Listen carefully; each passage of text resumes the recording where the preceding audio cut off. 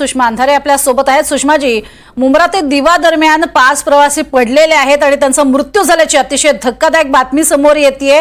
मुळात एक्सप्रेसमधनं ते पडलेत की लोकलमधनं पडलेत हे अजूनही रेल्वे अधिकाऱ्यांकडून सांगण्यात आलेलं नाहीये, त्याबद्दलची माहिती मिळालेली नाहीये। मात्र अतिशय धक्कादायक घडामोड आहे, सर्वसामान्य प्रवाशांना जीव गमवावा लागलाय।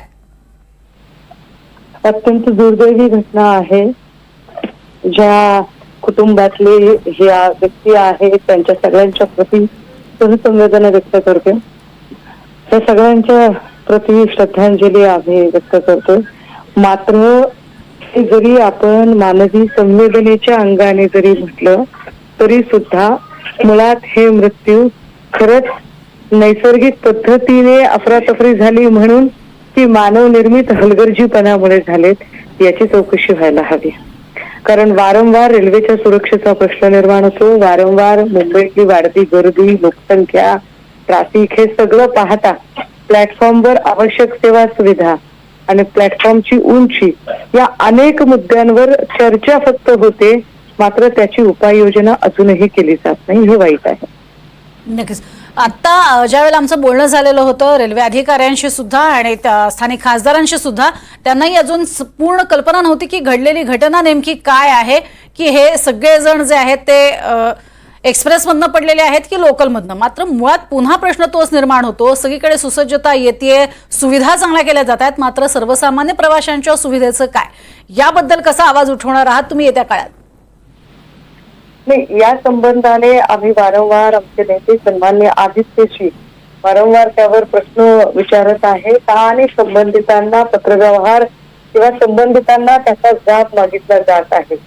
मात्र आजची जी घटना आहे ती अत्यंत अकल्पित आणि अनपेक्षित अशी घटना घडलेली आहे आणि या घटनेच्या संदर्भाने मला असं वाटतं की आता आमची पहिली प्रायोरिटी ही असली पाहिजे की ही जी सगळी पीडित लोक आहेत यांना मदत मिळणं आणि तात्काळ म्हणजे ही कुणाच्या कुटुंबातली आहेत, कुठून आहेत, ही प्रॉपर मुंबईची आहेत की बाहेरून आलेली लोक आहेत।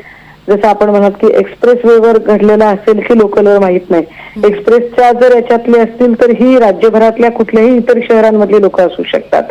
त्यामुळे त्या सगळ्या संबंधाने आवश्यक असणारा जो मदतीचा हात आहे किंवा दिलासा आहे तो आधी देणं जास्त गरजेचं आहे। बाकी शासन दरबारी आम्ही निश्चितपणे यावर प्रश्न विचारत राहू। नक्कीच, धन्यवाद आमच्याशी बोललात त्यासाठी। तर शासन दरबारी प्रश्न विचारले जातील असं सुषमा अंधारे यांनी म्हटलेलं आहे।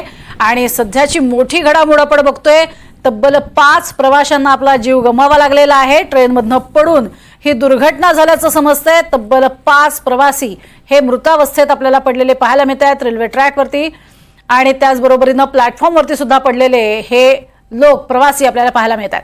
भाग्यश्री, अजूनही काही माहिती अधिक दिली जाते का? रेल्वे प्रशासनाकडनं काही स्पष्टीकरण दिलं जातंय का की नेमके हे प्रवासी एक्सप्रेसमधनं प्रवास करत होते की लोकलमधून? सध्या अद्यापही काही स्पष्टता आलेली नाही, कोणीही काही सांगायला तयार नाही। खरं तर तिथे जो परिस्थिती आहे ती अतिशय गोंधळाची परिस्थिती आहे। अनेकांना रुग्णालयात घेऊन गेले, मात्र ही संख्या जी आहे ती वाढण्याची देखील शक्यता वर्तवली जाते। महत्वाची गोष्ट आहे ही, त्याचं कारण बरेच जण आणि दिव्याच्या मध्ये पडले, काही जण मुंब्रा स्टेशनच्या इथेही पडलेले आहेत असं देखील सांगितलं जातंय। नेमकी परिस्थिती काय आहे ती कोणाकडनं क्लिअरिटी येत नाहीये, कोणी स्पष्ट बोलायला तयार नाहीये। त्यामुळे नेमकं काय घडलंय आणि कशामुळे घडलंय हा आजचा सगळ्यात महत्वाचा प्रश्न असणार आहे। प्रज्ञा, जोपर्यंत याची उत्तरं मिळत नाही तोपर्यंत नक्कीच आपण याचा पाठलाग करणार आहोत की नेमकं हे कशामुळे घडलंय आणि कोणत्या ठिकाणी घडलंय, काय घडलंय, या सगळ्या प्रश्नांची उत्तरं आपल्याला शोधायची प्रज्ञा। पण आता याचं स्पष्टीकरण रेल्वे प्रशासन सुद्धा देऊ शकत नाही, ही महत्वाची गोष्ट आहे प्रज्ञा यातली। नक्कीच, मात्र आता सेंट्रल रेल्वेची, मध्य रेल्वेची वाहतूक कशी सुरू आहे त्याबद्दल काही माहिती कळू शकलेली आहे का या दुर्घटनेनंतर?